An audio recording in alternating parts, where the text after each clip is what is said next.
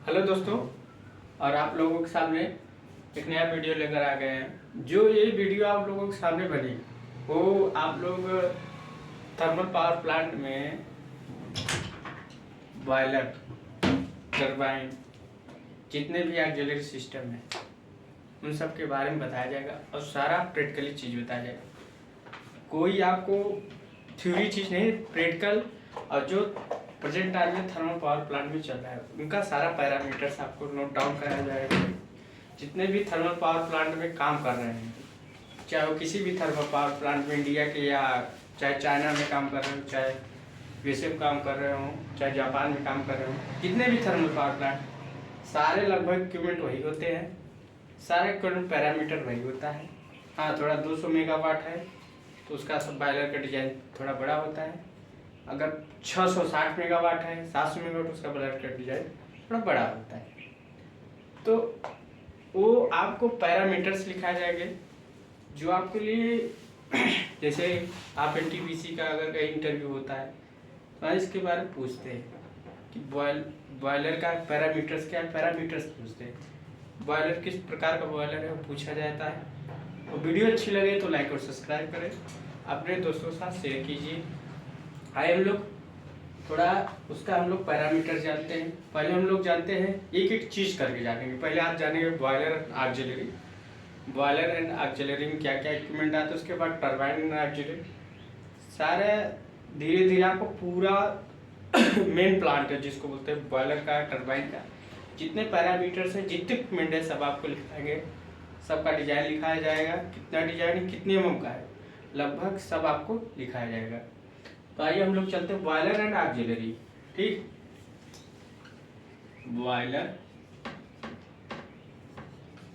And auxiliary.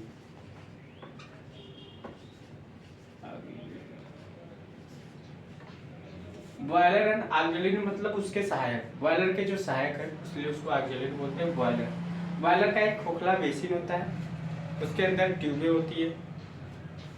आपके जितने भी स्टीम की ट्यूबें होती है उसमें स्टीम की ट्यूबें उस बॉयलर में होता है। बॉयलर एक खोखला चीज़ होता है, उसी को बॉयलर बोलते हैं। उसको बॉयलर एक तरह से बॉयलर के अंदर ही आपकी इग्निशन होती है, फायरिंग होती है, वो बॉयलर होता है। ऑक्सिलरी उसके जो इक्विपमेंट लगे होते हैं उसके साथ जो उपयोग होते हैं, आईडी फैन, एफडी फैन, पीए फैन, एपी, और उसके बाद आपका आता है सूट ब्लोअर होता है, रोटेशनल एयर हीटर होता है। तो ये सब पार्ट होते हैं, हम लोग लिखाते हैं।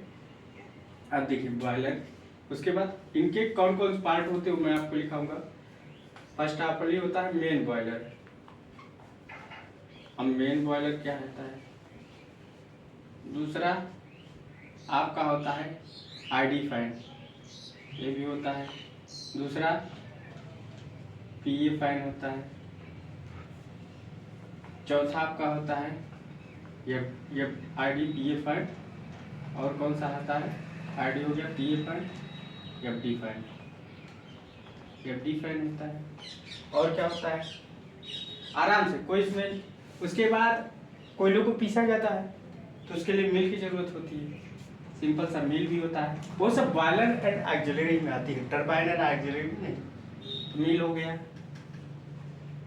मिल, और मिल के साथ फर्नेस होता है, फर्नेस एंड परफॉर्मेंस। इसके साथ हम लोग ले सकते हैं फर्नेस एंड परफॉर्मेंस। फर्नेस का परफॉर्मेंस,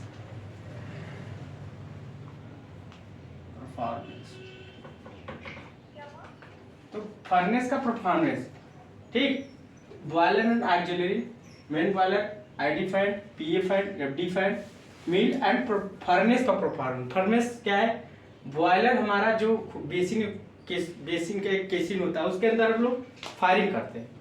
फायरिंग बताएंगे, फायरिंग कितने प्रकार से होगा आपको बताएंगे। मिल एंड फर्नेस परफॉर्मेंस। उसके बाद क्या आता है, ईएसपी, ईएसपी इलेक्ट्रोस्टैटिक प्रिसिपिटेटर बता रहे हैं, इलेक्ट्रोस्टैटिक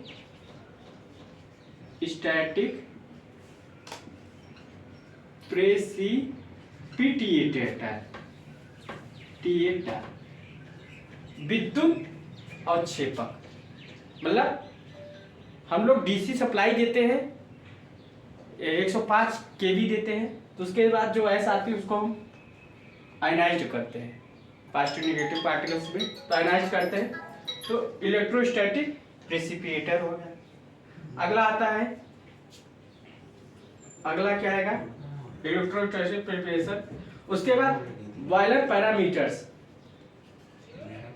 बॉयलर पैरामीटर्स। उसके बाद आता है सूट ब्लोअर। क्या आता है, सूट ब्लोअर। उसके बाद एक आता है, सूट ब्लोअर के बाद आता है रेडिएंट एयर हीटर या रोटरी एयर हीटर बोलते हैं, rotary air heater, air heater. और ईएसपी हो गया, मिल एंड बॉयलर फर्नेस हो गया, मिल एंड फर्नेस परफॉर्मेंस। हाँ, एक होता है जब हम लोग बॉयलर ड्रम में जो वाटर यूज करते हैं, तो वो वाटर आपका कौन सा होता है, आपका डीएम प्लांट से आता है, तो उसके लिए कितना केमिकल कंट्रोल लिमिट्स होना चाहिए, वो चीज हम लोग इसमें के अंदर जानते हैं। Chemical control limit. आप लोगों ने वीडियो तो बहुत देखे होंगे कि बिजली कैसे बनती है, पावर कैसे बनता है, पावर का जनरेशन कैसे होता है, मगर जैसे हमारी बॉडी तो बनी है, हमारी बॉडी खाना कैसे खाती है, अब बॉडी के अंदर जितने नसें हैं, कितने साइज के हैं, कितने एमएम की, क्या काम है, वही आज हम लोग प्रैक्टिकली चीज जानेंगे कि मेन बॉयलर है तो मेन बॉयलर के अंदर क्या क्या आएंगे, आईडी फैन है तो आईडी फैन की थिकनेस क्या है, कितने आईडी फैन है, कितने एफडी फैन है, कौन सी मोटर लगी है, कितनी कैपेसिटी लगी है, सारे प्रैक्टिकली चीज आपको बताया जाए। और लगभग जितने थर्मल पावर प्लांट है, लगभग सारे थर्मल पावर प्लांट में ये चीज लगे होते हैं। तो आप लोग इसको नोट डाउन कर लीजिए 1 मिनट के लिए। तो मेन बॉयलर होता है। अब मेन बॉयलर में क्या होते हैं, मेन बॉयलर जो बॉयलर होता है किस टाइप का होता है, किस कंपनी का डिजाइन होता है, वो सब के बारे में भी बात करेंगे। उसके बाद होता है ID fan, in boiler and auxiliary. तो जो आज हम मतलब पढ़ेंगे वो बॉयलर एंड ऑक्सिलरी के बारे में। उसके बाद इसमें एक पार्ट पढ़ेंगे, main boiler, ID fan, FD fan, main and furnace performance, suit blower. अब देखो ब्लोअर तो हमारा कई प्रकार से होते हैं, एक होता है एलआरएसबी, एक होता है आरएसबी। तो एलआरएसबी क्या होता है, लॉन्ग रेक्टेबल सूट ब्लोअर, लंबा सा होता है, राड होता है, घूमता है, तो एलआरएसबी उसको बोलते हैं। उसके बोलते हैं आरएसबी, रोटरी सूट ब्लोअर। ठीक, तो सूट ब्लोअर के बारे में पढ़ेंगे, केमिकल कंट्रोल लिमिट्स क्या होती है, उसमें जो बॉयलर ड्रम है उसमें ट्राई सोडियम फास्फेट का हम डोजिंग करते हैं। जैसे बॉयलर में जो केमिकल हो मड के रूप में बन जाते हैं, उसके द्वारा हम लोग क्या करते हैं, उसमें आपका बॉयलर ड्रम में लगा होता है, उसको बाहर करने के लिए तो सारे पढ़ेंगे। तो हम लोग पढ़ेंगे मेन बॉयलर, इसको आप लोग नोट कर लियोगे, मेन बॉयलर।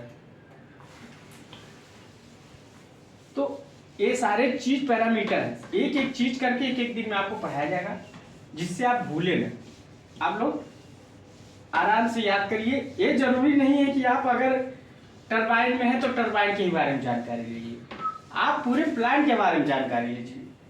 ऐसा नहीं है कि अगर हम ईएसपी में तो ईएसपी के बारे में जानकारी हमको, और प्लांट है जानकारी रखना जरूरी है। अब हम लोग चलेंगे मेन बॉयलर। मेन बॉयलर अब आएगा आपको मजा। देखो मजा कैसे आता है, जब हमको अच्छा चीज मिलता है, आनंद अनुभूति होती है, तो उसको बोलते हैं मजा। जैसे खाना खाते हैं तो खाना अच्छा रहता है, तो यार क्या खाना बने, तो इसे आज हम लोग इसमें हम लोग थोड़ा आनंद की अनुभूति लेंगे। देखो मेन बॉयलर, बॉयलर ऑक्सिलरी में आज हम लोग मेन बॉयलर के बारे में पढ़ें। देखो मेन बॉयलर में क्या क्या पैरामीटर्स है उसके बारे में हम लोग देखते हैं। पहला आता है मेन बॉयलर हो गया, इसको ऐसा लिखते हैं आप लोग। अब मेन बॉयलर में नंबर 1 मैन्युफैक्चरिंग। क्या था, मैन्युफैक्चरिंग, मैन्युफैक्चरिंग। अब मैन्युफैक्चरिंग किसने की है, बनाया किसने है? भाई पहले बात, हमारी बॉडी का निर्माण किसने किया है उसके बारे में जानेंगे।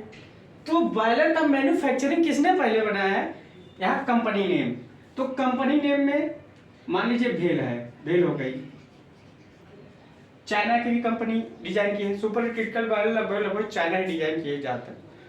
तो सुपर 600 मेगावाट के ऊपर या 660 मेगावाट के सुपर क्रिटिकल बॉयलर होता है।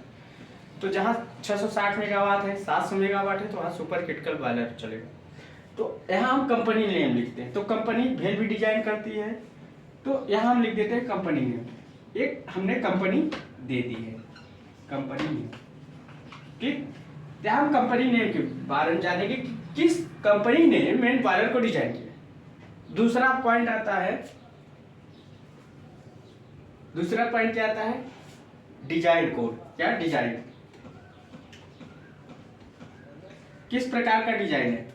तो डिजाइन, ये जो डिजाइन होता है वो आईएसओ आप लोग पढ़े होंगे। आईएसओ का मतलब होता है इंटरनेशनल स्टैंडर्डाइजेशन फॉर ऑर्गेनाइजेशन, कि जो भी हमारे इंडिया में कोई भी इक्विपमेंट लगता है, कोई भी प्लांट चलता है, आईएसओ से सर्टिफिकेट होना चाहिए। आईएसओ 9001, आईएसओ 9004, तो इंटरनेशनल स्टैंडर्डाइजेशन फॉर ऑर्गेनाइजेशन। तो आईएसओ से हमको क्या है, सर्टिफाइड होना चाहिए। कोई भी इक्विपमेंट आईएसओ का अगर मार्क लेंगे या कोई भी आप कंपनी चलाओ, तो आईएसओ से सर्टिफाइड जरूर होता है, चाहे आप कोई भी कंपनी चलाइए। तो इसलिए कोई भी आईएसओ से मार्क, हॉलमार्क, जैसे आप लोग साबुन लेने जाते हो तो उसमें जैसे लक्स का अगर आईएसओ सर्टिफिकेट या लक्स नहीं रहेगा तो उसमें लोग कहेंगे अरे ये तो खराब है, वो चीज़ फ्रॉड है। तो क्या है, तो आईएसओ से सर्टिफाइड होना चाहिए। जो डिजाइन होगा तो आईएसओ से सर्टिफाइड। कौन से टाइप का है, अब टाइप, अब आएगा मजा। आज अभी कई लोगों से पूछा जाए कि बॉयलर किस टाइप का है, तो आज तक बहुत कम ही लोग जवाब दे पाएंगे बॉयलर किस टाइप का है। बस बॉयलर के जानते हैं कि बॉयलर है, मगर बॉयलर किस टाइप का है। तो देखिए, नोट डाउन करिएगा और लिखिएगा। पहले होता है, इसको बोलते हैं natural circulation, natural circulation, circulation, single drum, single drum. अब देखो इतना लिखा दिए, तो हम थोड़ा बताते हैं। बगल में बॉयलर ऐसे भट्टी रहती है, उसी के बगल में से ड्रम रहता है, इसी में पानी भरा रहता है। तो इसको क्या बोलते हैं, सिंगल ड्रम। ये सिंगल ड्रम हो गया, सिंपल से बन गया। इसमें जो पानी भरा रहता है और डीएम वाटर भरा रहता है, तो सिंगल ड्रम हो गया। नेचुरल सर्कुलेशन, बाहर से एयर मिले उसको बोलते हैं नेचुरल, सिंपल सा फंडा। अब देखो वायरस, इसमें ट्यूबें जुड़ी रहती, तो यहाँ क्या होता है, इसकी जो क्या है, पानी है, पानी से स्टीम बनता है। तो बॉयलर को गर्म किया जाता है इस फर्नेस की तरह। इसमें इग्निशन होता है, इस बॉयलर ड्रम से स्टीम बनती है। इस ड्रम में 3 सेफ्टी वाल्व लगभग लगे होते हैं। 210 kg पर सेंटीमीटर सेफ्टी वाल्व की सेटिंग होती है। जब सेफ्टी वाल्व खुलता है ऐसे लग रहा है बॉयलर फटा, इतना तेज आवाज होता है। तो इसको बोलते हैं नेचुरल सर्कुलेशन, सिंगल ड्रम, और बायलेज ड्राफ्ट। बायलेज draught, direct firing, firing, radiant, reheat, heat, radiant, reheat, semi outdoor, out, एक ही दरवाजा। बायलेज ड्राफ्ट, ड्राफ्ट का मतलब होता है जैसे हमारे आईडी फंड, पीए फंड ड्राफ्ट का काम करते हैं, मतलब कंट्रोलिंग का काम। डायरेक्ट फायरिंग, हम लोग डायरेक्ट फायरिंग करते हैं। उसके बाद रेडिएंट, रीहीट, सेमी ऑटो, एक टाइप होता है। सोचो, आज तक अभी पूछो बता नहीं पाएंगे कि बॉयलर जो है हमारा जो बॉयलर है वो डिजाइन किस टाइप का है, हमारा बॉयलर वो टाइप हमने लिखा है। तो क्या है, natural circulation, single drum, violent draft, direct firing, radiant, reheat, semi auto. इसको आप लोग नोट कर दीजिए। तीसरा बात, ये अब जो मैं लिखाऊंगा एनटीपीसी के एग्जाम में क्वेश्चन पूछा गया, ये भी पूछ सकते हैं, ठीक। जहां ना पूछे रवि तहां पूछे कभी। Type of firing, type of firing, ये जो मैं लिखा रहा हूं इससे क्वेश्चन पूछा गया। फायरिंग कितने प्रकार से हम लोग करते हैं? एक ही फायरिंग लगभग जानते हैं, फायरिंग होती है दो, मैं लिखाता हूं। एक होती है टिल्टिंग फायरिंग। कौन सी फायरिंग? टिल्टिंग। एक होती है टेंजेंशियल फायरिंग, लोग टेंजेंशियल ज्यादा जानते हैं। तो बॉयलर में जो फायरिंग करते हैं, बॉयलर में जो फायरिंग करते हैं वो दो प्रकार से होती है, एक टिल्टिंग फायरिंग होती है, एक टेंजेंशियल। टेंजेंशियल सबको याद होता है, ये एनटीपीसी के इंटरव्यू के क्वेश्चन है। 2000 समथिंग 22 में, समथिंग 23 में इंटरव्यू हुआ था एनटीपीसी का कॉन्ट्रैक्ट बेस पर 5 साल के लिए। तो उसमें क्वेश्चन पूछा जाता है कि बॉयलर में फायरिंग कौन सी की जाती है, कितने प्रकार से। लोग ज्यादा इसको याद किए रहते हैं, इसको कम लोग याद। टाइप ऑफ फायरिंग समझ गए। तीसरा, चौथा, type of super heater.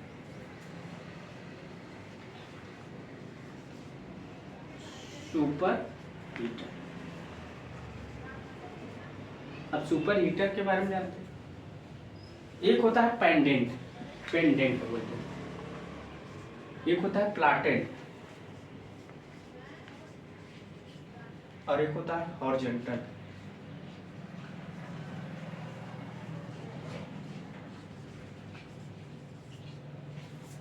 Note down करते जाइए। Pendant super heater, platen super heater, horizontal super heater, 3 type के सुपर हीटर होते हैं। ये नाम है, जैसे फायरिंग का नाम है टेंजेंशियल फायरिंग, और 120 डिग्री पर हो जो फायरिंग का लगा तो 120 डिग्री पर फायरिंग होती है। जैसे इसे क्या, टेंजेंशियल मतलब त्रिकोण, 120 डिग्री पर फायरिंग होती है ऐसा, इसलिए इसको बोलते हैं टेंजेंशियल फायरिंग। एक टिल्टिंग फायरिंग होती है, पेंडेंट, प्लाटेंट एंड हॉरिजॉन्टल। तो टाइप ऑफ सुपर हीटर 3 के हो गए, टाइप ऑफ फायरिंग हो गए। उसके बाद ऊपर का नोट डाउन कर लिए हो गए, इसका नोट डाउन तो कर ही होगे कंपनी ने। अब आता है टोटल ऑक्सिलरी पावर किस में होते हैं, इसको भी आप लोग को याद रखना है। टोटल ऑक्सिलरी पावर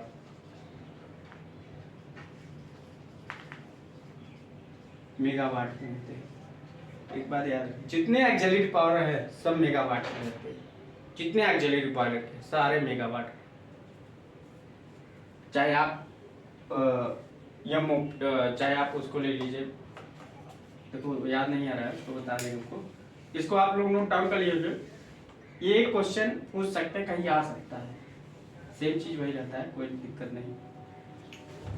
अब एक क्वेश्चन और आ सकता है जो बॉयलर में बहुत इंपॉर्टेंट क्वेश्चन है कि total water content of boiler including, मतलब बॉयलर में जो वाटर कंटेंट भरते कितना होता है लगभग, वो याद रखना है। Total water content boiler including reheater, reheater का भी लेकर।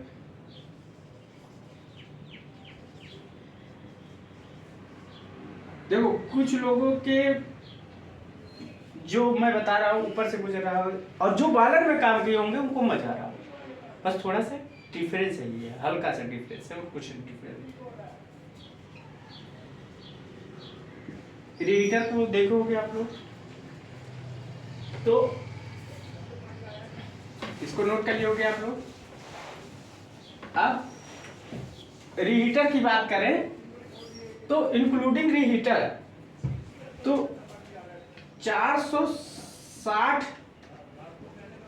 मीटर क्यूब होता है, ये चीज याद रखिएगा।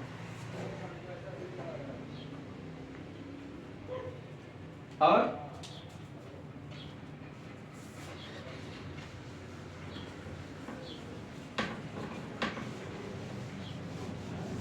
एक और हम लोग लिखाते हैं, लास्ट होता है मिनिमम लोडिंग। मिनिमम लोड कितना होता है विदाउट आयल का? Minimum loading boiler, minimum loading boiler sustain without oil लगभग 108 मेगावाट होता है। 108 मेगावाट। इतने पैरामीटर्स हैं, इसको नोट डाउन कर लीजिएगा। और एक चीज हमने उसमें शायद अभी एक चीज और लिखाना भूल गया था कि जो हमने बॉयलर एंड ऑक्सिलरी में उसमें चीज नहीं लिखाया था, फ्यूल ऑयल फायरिंग सिस्टम लिख लीजिएगा, नोट डाउन करके लिख लीजिए। जैसे हमने बॉयलर एंड ऑक्सिलरी लिखाया था ऐसे करके, आप लोग को याद है बॉयलर एंड ऑक्सिलरी, ये छूट गया था मेरे से, तो उसके नीचे एक करके लिख लीजिएगा fuel oil and oil firing system, fuel oil and oil firing system. तो ऑयल फ्यूल है, ऑयल फायरिंग, हम फायरिंग करते हैं ऑयल से, ठीक। तो इतने आज के लिए हमने जो बताया कि टोटल ऑक्सिलरी पावर मेगावाट में होते हैं। टोटल जो वाटर हम बॉयलर में भरते हैं रीहीटर लेकर 460 मीटर क्यूब लगभग अप्रॉक्सीमेट हमने बताया। Minimum load boiler sustain without oil, बिना ऑयल के मिनिमम लोड बॉयलर का कितना होता है? ये बहुत इंपॉर्टेंट क्वेश्चन है, अगर कोई पूछ लिया तो आपको एक लगभग याद रहना चाहिए कि जब हम बॉयलर को बिना ऑयल के लोड पर लेते हैं तब कितना लोड होना चाहिए, कि हम बिना ऑयल के बॉयलर का उस समय मिनिमम लोड कितना होना चाहिए? 108 मेगावाट। अब ये भी पूछ सकता है कि अगर हम बॉयलर में जो वाटर कंटेंट भरते हैं लगभग कितना होना चाहिए? वाटर कितना इंक्लूडिंग रीहीट लेकर 460 मीटर को लगभग इतना होना चाहिए। तो ये आपको धीरे धीरे, आज हमने आपको बॉयलर एंड ऑक्सिलरी के बारे में बताया, कल टरबाइन एंड ऑक्सिलरी, धीरे धीरे आपके सामने एक वीडियो आपके सामने पड़ेगी। अब प्रैक्टिकली चीज़ है, कोई थ्योरी नहीं चीज़ है, किसी किताब का रटा हुआ चीज़ नहीं। तो आप लोग अच्छे से पढ़िएगा और मन लगाकर नोट्स बनाइएगा। So thanks.